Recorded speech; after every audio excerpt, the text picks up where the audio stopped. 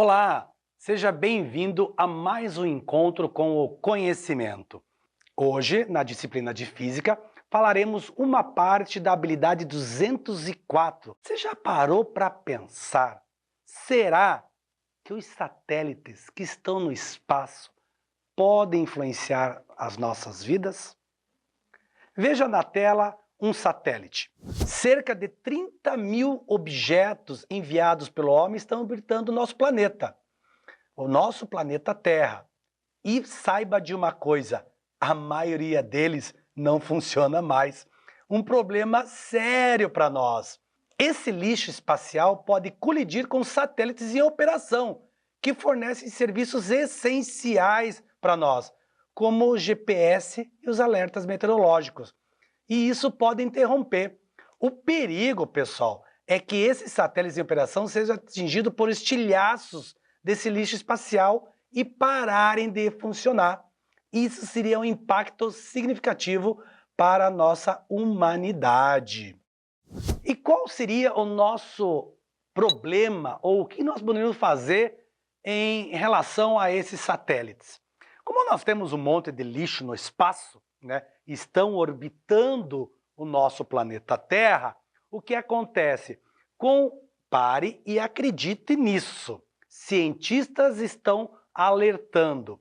A emissão de CO2 no espaço, que nós, seres humanos, produzindo, está fazendo o quê? Eu já vou falar para você das leis de Kepler, né? Aplicar a física nesse conhecimento.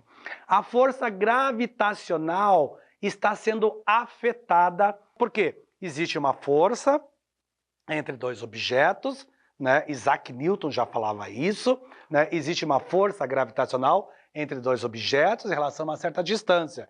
E com o aumento de CO2, isso influencia nesse processo de, podemos dizer, grudar, né? E nisso pode sair do campo gravitacional e afetar os equipamentos que estamos utilizando no dia a dia. Pense, aviões funcionam basicamente com GPS. Nossos celulares, tudo funciona. Se tivermos um problema de comunicação, pode ter uma catástrofe até entre colisões entre aviões. Ok? Vamos vir aqui na tela? Alguns fatores que podem interferirem aí na órbita desses satélites. Então, presta atenção.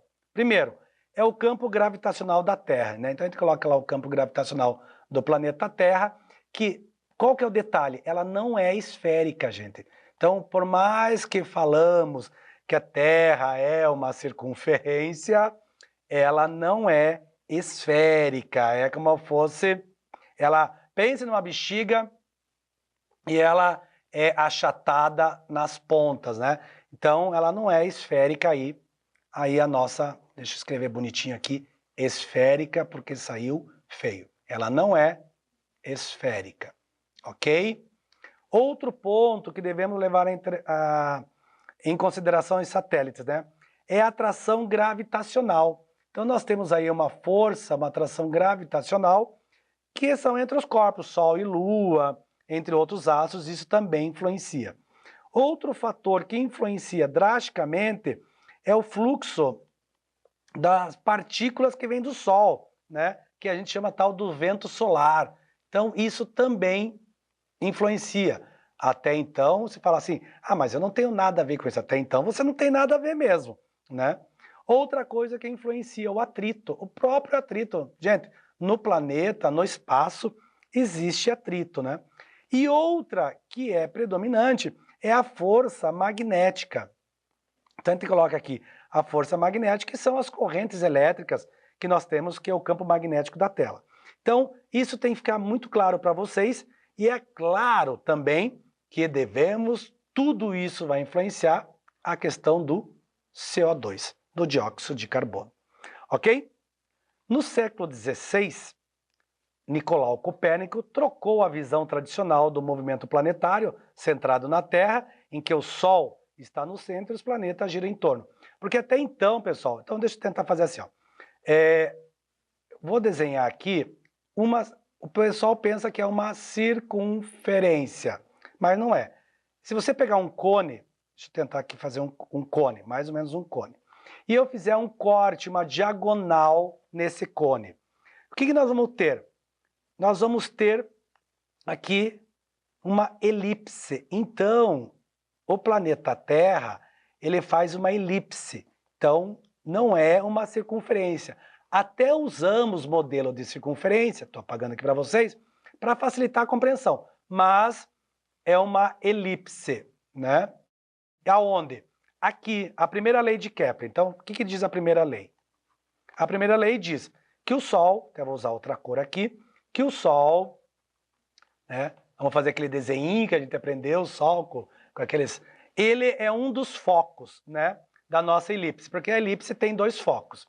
E a Terra, vamos colocar aqui com outra cor, ela está aqui na extremidade. Então, o que diz a primeira lei? Então, vamos supor que o planeta Terra está fazendo essa movimentação. A órbita dos planetas é uma elipse, em que o Sol, então veja aqui o Sol, ele vai ocupar um dos focos. Você fala, mas um dos focos, porque tem mais de um? Tem. Toda elipse, fazer aqui do ladinho, toda elipse, ela tem 2 focos. E você até pode fazer na tua casa. Se você pegar uma taxinha, um barbante e um lápis, você marca um foco, né, coloca a taxinha aqui, segura o lápis e faz uma circunferência, né? Tipo assim, você pega um barbante, ele vai ficar solto, ó, como eu estou desenhando aqui. Aí você coloca uma taxinha aqui e uma taxinha aqui. E aí você estica teu lápis com o barbante e você faz um traço em torno disso, você vai ter uma elipse perfeita. Então a primeira lei é isso, tá, gente? Então diz lá, a órbita dos planetas é uma elipse no qual o Sol ocupa um dos focos. Tranquilo? Tranquilo, né? Então lá, a segunda lei de Kepler. Segunda lei de Kepler. O que ela diz? A linha reta, então deixa eu fazer aqui, ó. Vou fazer elipse. Opa, meio torta, né? Mais o Sol, né? Vou fazer aqui o Sol com outra cor. E aqui o planeta Terra. Né? Então, o planeta Terra, vou colocar mais aqui. Então, o que ele diz assim?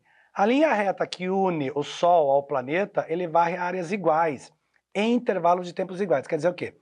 Então, ele estava aqui, o planeta Terra, ele veio, caminhou, veio até aqui. Então, gente, eu vou ter uma área aqui, ó. Isso é uma área, tá? Aí aqui, ele caminhou, e daqui eu vou pegar um tempo, e até daqui, daí ele veio daqui até aqui, até aqui, vou pegar outro tempo do planeta Terra aqui, ó. Então, até vou fazer. Então, eu vou ter também aqui uma área. O que ele diz a segunda lei de Kepler? O que ele diz a segunda lei de Kepler? Que a área que ele formou nesse pedaço aqui, ó, essa área é a mesma que essa. Pode aparentar que não, mas sim, gente. Matematicamente, se a gente for fazer... Claro que aqui não está o desenho perfeito, né? Mas se fizermos os cálculos, é o que diz a segunda lei. Essa área é a mesma para essa, desde que os intervalos de tempo daqui até aqui sejam iguais, ok? E a terceira lei diz o quê? Ó, não fique confuso agora. A razão, até colocar aqui, razão é uma divisão. A razão entre o quadrado do período é o tempo que leva um satélite para dar uma volta em torno do planeta Terra, por exemplo. Então, o período é isso. Então, ele diz lá, a razão, que é a divisão, entre o quadrado do período, o quadrado é elevado a 2, sobre o raio, é a distância que vai estar esse satélite ao cubo, é igual a uma constante. Então, John Kepler, ele deu essa definição, né? Então, quer dizer, se você tem o período, o tempo que leva, o raio, a distância que esse satélite vai estar em relação ao planeta Terra, e você sabe o período, o tempo que ele leva, ou vice-versa, você consegue calcular qualquer coisa no espaço. Colocando o raio, se você quer um período mais longe ou menos longe, né, vai depender muito da terceira lei de Kepler. E ela é aplicada para o universo inteiro. Esses caras eram formidáveis. Bom, você percebeu a primeira lei de Kepler, a segunda lei de Kepler e a terceira lei de Kepler. Eles falam assim, mas eu não posso intervir nesses problemas espaciais. A gente pode sim, desde que a gente tenha um consumo consciente do descarte, né, do dióxido de carbono, das emissões de CO2, que nós vamos estar contribuindo não só com o nosso planeta, mas também com todo o universo. Até a próxima aula. Um abraço.